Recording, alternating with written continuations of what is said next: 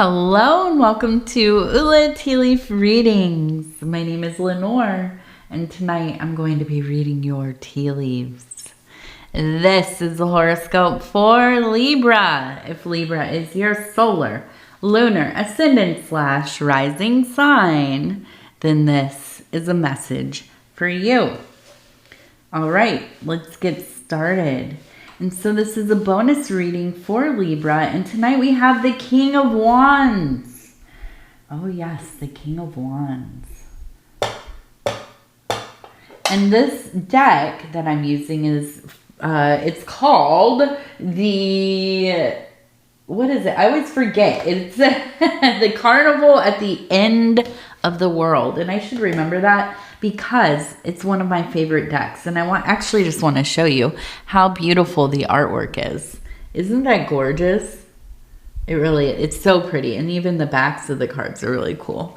So definitely a deck to check out if you are somebody who collects decks or you're looking for kind of a new pretty one to work with. All right, let's see what these tea leaves have to say. And so if you haven't subscribed yet, please think about doing that. You can hit that little bell. It'll let you know when the next readings are coming out. It is free to subscribe.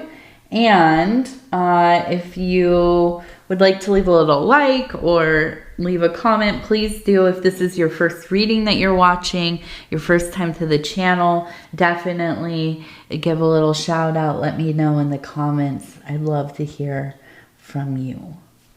All right, so immediately I'm seeing we have 27, and then we have, it looks like 117. So 27 and then 117, which, yeah, it's like 27, basically.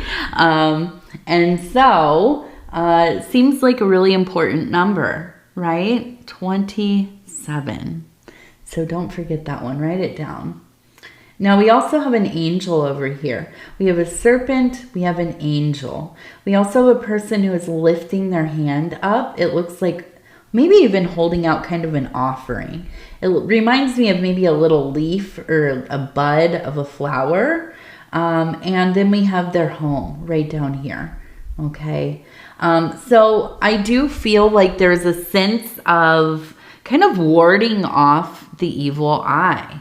Okay. Now I get to this from the serpent, right? And so usually I would say the serpent is the most welcome symbol. It is knowledge. It is that fiery aspect of the wands, okay? That kind of kundalini activation. But in this situation, I do feel like this is actually maybe somebody within your life who has that forked tongue, right? They are somebody who maybe presents themselves as one way, your friend, somebody who you can count on, trust, maybe even like they're your confidant or, you know, best friend or whatever. But they truly are a snake in the grass. And if you haven't heard that saying, a snake in the grass, that it is somebody who is hiding, laying in wait to kind of strike out at you. Okay. So we feel like, you know, this is affecting your home life in some way. This is kind of throwing off the balance of your domestic bliss. Okay, it just is an energy that has come in, and it has made things just feel like they are at dis-ease. Maybe this has like brought up some arguments, okay, disagreements, you know, just kind of everybody's in a bad mood, walking around, stomping their feet, shutting doors a little too loudly, you know what I mean? And I feel like this is just not the way you want to live, Libra. I mean, you know, nobody wants to, but a Libra person living in a household, living in a situation, or, you know, working working in a situation where there's a lot of conflict, ooh, that does not sound like something that you can put up with for very long.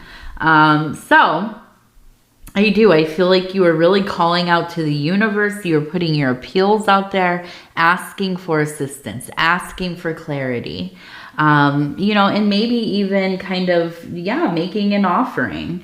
Maybe you are somebody who keeps an altar, or you set things out for offerings. And this may be that you are putting yourself up as the offering, right? Opening your heart, opening your mind, being receptive to the guidance of the universe, right? Not just rejecting that revelation that comes through, which, listen, sometimes, we ask for help, we're praying for help, or we're praying for clarity, and it shows up on our door, right? And we look at it and we think, well, that's not what I wanted. That's difficult. That's, I often think that, this happens like when you're in a friendship or a relationship and you're like, how can we work this out? How can we fix this? What is the best course of action? And the universe says, oh dear, you need to walk away from this one. This is not going to work. And, we look at it and we think, well, that's not what what? But in your heart of hearts, it's not working out. This is not the right thing, and it's hard. It's hard to follow that guidance sometimes. But I do feel like you are just at that point where you're going to do what you got to do, right? This is not the energy you want in your life. You don't want somebody circling your existence, trying to, get in there or take from you, or, try to come in and rule over you or push you around, boss you around. Which, by the way, is always very just unhinged, right? As an adult, when you have friendships and and they're pushy people, it reminds me of like being a kid, and there's always that kid that doesn't know how to share, or they're like, they're the ones that always like tell everybody how we're gonna play or what the rules of the game are, or, whatever. And then you experience that person as a grown adult, and it's kind of like, whoa, what happened here, right? So, I feel like this is a time where there's going to be some real shifting of, dynamics here. Maybe the loss of a friendship, or, maybe this is a friendship that's already, come to pass and it's over, but this person can't get over it, right? They just keep getting on your social medias. They're showing up, where you work, or maybe and this is where, I low key am getting this kind of vibe that maybe they're trying to worm their way in through other family members, talking to your spouse, or your other friends or family, calling your moms up, trying to befriend your dad to see if they can, somehow get back into your life. And, I think in these situations, especially for a Libra, that's weird behavior. So, you're not going to put up with that, and you're not going to just like normalize it or rationalize it or whatever. So keep those boundaries strong, and, stay focused. I think that's what it is. Don't backpedal. I think that's one of your few weaknesses, Libra.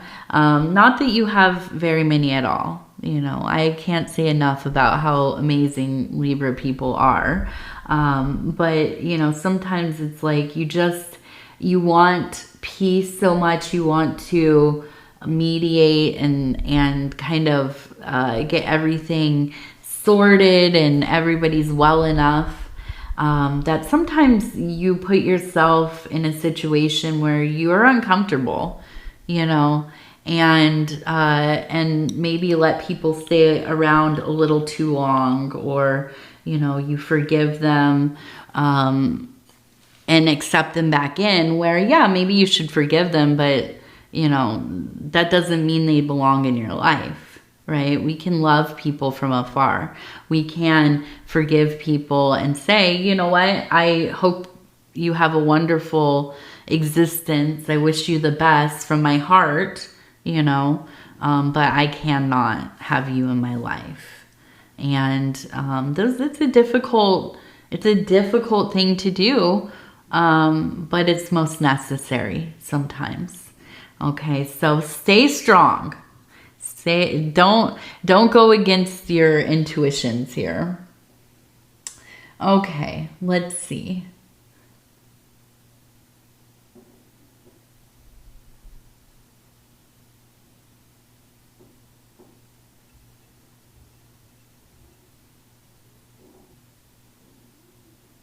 So I feel like we have two people, and it's almost like kind of wrangling a small animal. Or is it wrangling? No. No, I'm looking at this, and now I was thinking they were bending over. Like, here's the head of the person, here's the body, okay? And then down at their feet, I thought, okay, they're kind of bending over to kind of wrangle an animal into what looks like maybe, you know, I don't know, like a fenced-in area or something, and then we have another person helping. But then I'm like looking at it again, and that looks like a cat by their legs. So I feel like it's like bending over to pet the cat. Now over here, it looks like feeding a small animal as well, and maybe a dog. Okay, so I really feel like this is kind of a really there's no symbolism here besides, yeah, these are symbols, but yeah, really quite literally going and being with animals. Okay, I think that there is quite a calling here for you to spend some time. Maybe you have a cat, maybe you have a dog, maybe you have other animals, or maybe you don't, and you don't get enough time with them. So I know that there has to be an animal in your life somewhere. Maybe your parents have an animal, your kids, or, you know, the neighbors down the street that you talk to sometimes. Maybe this is that you will go to. I remember a while ago there was like a trend of animal cafes or something. I've never been to one, but yeah, maybe going to something like that, just being with animals. Maybe you will volunteer, right? Go walk some dogs and cats at the local rescue or shelter, or, you know, something. But get out there and be with some animals. Go touch some other living beings and love on them.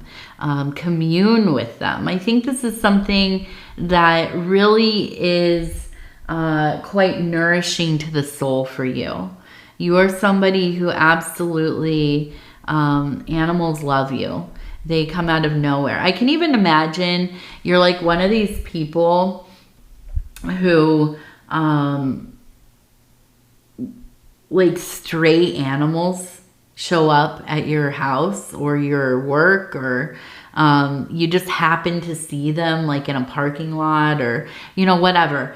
That's rarely ever happened to me. Maybe like twice in my life. Now I see a lot of, like, you know, animals that belong outside. I have a lot of rabbits around, and I'm really into the squirrels. I love hanging out with the squirrels and stuff. Now those kinds of animals do show themselves to me. They like to hang out with me. But I don't see a lot of stray animals. I just have never, they don't come to me for help for whatever reason. Although all of my feline companions have all been rescues. So I have sought them out in one way or another, right? But yeah, you're just that person. All of a sudden, they just show up at your house. They show up in your backyard. They're hanging out. They're you know, asking you for help. Take me home. Take me somewhere to be safe. And I think that you'll abide, definitely. So as I'm getting more into this, I'm wondering, are you the person who has the rescue? You know, you might be, or you might be considering doing some kind of fostering or rescue work or rehabilitation or whatever it is. You might be a person that has a farm or a homestead or an acreage or something. And, you know, this is something that you've thought about doing. And I think that this might be one of your great callings, is to be out there advocating for being with and communing in that animal world. So that's a beautiful thing. Most definitely. Now,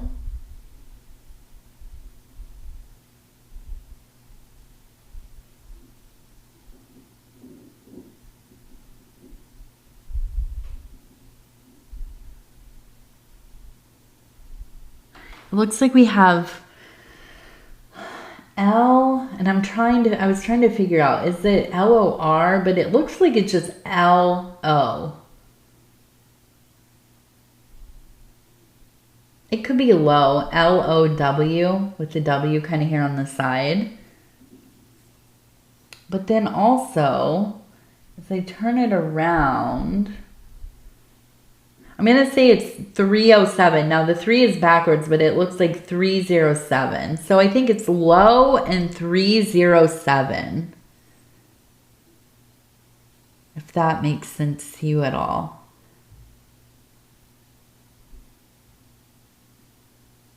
It's funny because sometimes there are words and numbers that come up and I'm like, that doesn't make any sense to me at all. I have no idea, but almost every reading, there's a few people that are like, I know exactly what that is. That's my name. That's my mom's name. That's, you know, the street I grew up on. That's whatever. And I'm like, wow, that's cool. I mean, spirit really does come through and show us things that need to be seen. It's wild. I've done it, you know, probably, I'm guessing in the last 2 years, I've probably done about 2,000 readings, I would say. Maybe more. Because there's, you know, there's the ones that are the general public ones. I've done a lot of private readings as well. But I'm going to estimate between, you know, 2,000 and 3,000 readings. Okay. Maybe around there. That might be a little generous. I don't know. But, yeah, I'm still surprised. I mean, sometimes I think, how does this even work? You know, I don't know, but it does. It comes through, and there are things that want to be seen. They just do. Now we have a goose here, right in the middle. We also have a goose up here flying, okay? So I get this energy of like just toughness. Okay, there's a love, there is a devotion, there is a loyalty here, but there is also at times this need to really, advocate for self. Now we have the two people here kind of embracing. So I kind of feel like if you're in a relationship, or if you, maybe this is with an ex or somebody that you will be with, you know, maybe you already know them, you're courting them, or they're a good friend and whatever, you're deciding to be together at some point, or you're wishing for this. I feel like in this union, it's like people say opposites attract. Well, this is not that. This is like two people that are so alike. You balance each other out, even though you're so similar. And this is like somebody who absolutely will take up for you, no matter what. Like, this is your ride or die. And if you've ever seen geese, especially when they're nesting, usually the, mama goose is up there. She'll sit on the eggs, incubate the eggs for, I think it's like something like 25 days. And she spends most of her time on the nest. And Papa will hang out. A lot of times you'll see him. He's not too far off. And it's cute because there will be at times where he comes to visit her and then she leaves the nest with him and they'll go swim around and get food and stuff. And then she comes right back and he'll come with her and he'll stand next to the nest and it's really sweet. But if you get in range of that nest, Papa Goose is gonna get you. He's not playing. He is not playing. And I see that energy right here. So I do feel like, yeah, this is a relationship. This is a thing where you're usually pretty easygoing, right? Your partner is usually pretty easygoing. You both yearn for ease in life, just chill, just doing your own thing, living in your own world. But when that snake shows up, when that snaky person starts, kind of trying to get in there, you have no worries about your partner, about the partner that is, maybe in your future, even in your past. Now, maybe this didn't end up working out for you. It could be the ex, right? But you had a bond where you both had each other all the time, right? You had each other's backs. Nobody was going to mess with the other person. And I think that you kind of thrive in this kind of dynamic, okay? Can it become kind of, I don't know, codependent? Yeah, maybe, if it goes too far. And that maybe is what, if this is an ex, that might be what happened, right? You became too isolated from the world. And maybe you both wanted other things, to try other things, to know other people, to whatever. But this might also be that, you found this person, you both like to live this way. Now codependency, it gets a bad rap, and at its, at its worst, it can be very limiting. But it also, if you kind of look at it in another way and it's a functional relationship, you're happy to live that way, it can be quite a partnership, I mean, my husband and I don't know that we're codependent. We're both very, kind of solitary individual people.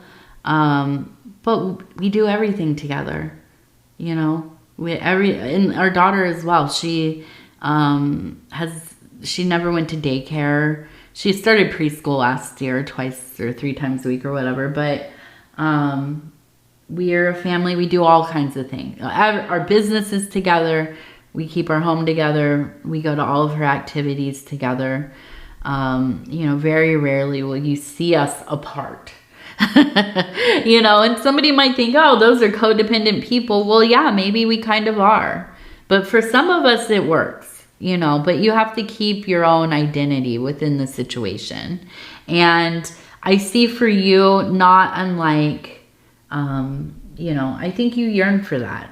And when you have it, it is something that feeds your soul. And let me just show you. We have the house, we have the hearts around it, and we have the butterfly, which tells me, being in a situation that feels safe with somebody, you evolve as a being. And that's okay. I promote a lot of talk here about being by yourself, at least for a while in your life, between relationships, or, at the beginning of your adulthood. Definitely try to spend some years just being you and having your own life, and then finding, a romantic partner.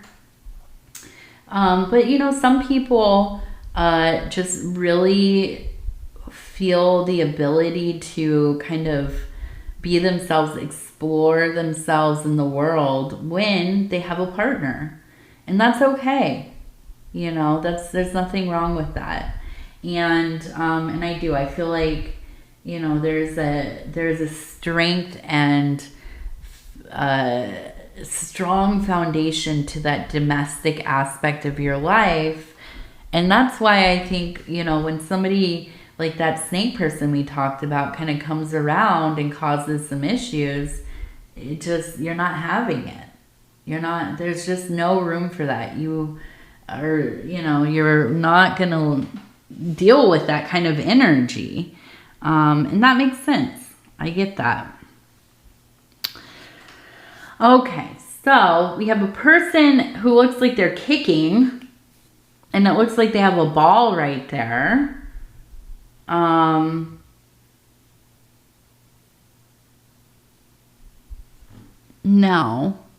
we have the ball that they're kicking, and I want to just kind of turn this. We have a face. You can see the eyes, the nose. So I wonder... Oh, yes. So this feels like, and we have the house again. We have the two people. We have the good health. Okay, so this feels like a person who has transitioned. This is somebody who has passed away. They were a fan of soccer or football, some kind of sport that involved the ball and kicking. I guess it could be, you know, like American football, rugby, or I don't know. I can't remember. Do they kick in rugby? I don't know. My brother played rugby. I remember not knowing what was happening. It was such a, you know, in America there are rugby leagues, obviously, but I don't know how the rules work for it. I used to just go and watch to support my brother. And so anyways, I feel like they're coming, this is a person that's coming through. And immediately it feels like, yeah, this is like one of their big things. Just a real avid sports fan, but also maybe an athlete. You know, it looks like maybe they are showing that they're really good at kicking the ball. Yeah, so when we move it over, and we see the face, and so I see the face in it. I feel like it's this sense of like they watch over you. They're there with you. I feel like you have a prominent picture of them in your home, in like your living room. And I think it's something that it's like a unique kind of picture. It's not just like a snapshot or a family shot. It's just like, it almost seems artful. But it really does. It has its own energy in the house, right? It's like a prominent thing. When people come over, they notice the picture. And I feel like this is kind of them saying, I thank you for holding space for me and keeping me alive in your heart, but also in your home, right? You haven't like put them in a box and put it in the attic, right? Or in a photo album and you never look at it anymore. They're there. They're active in your world.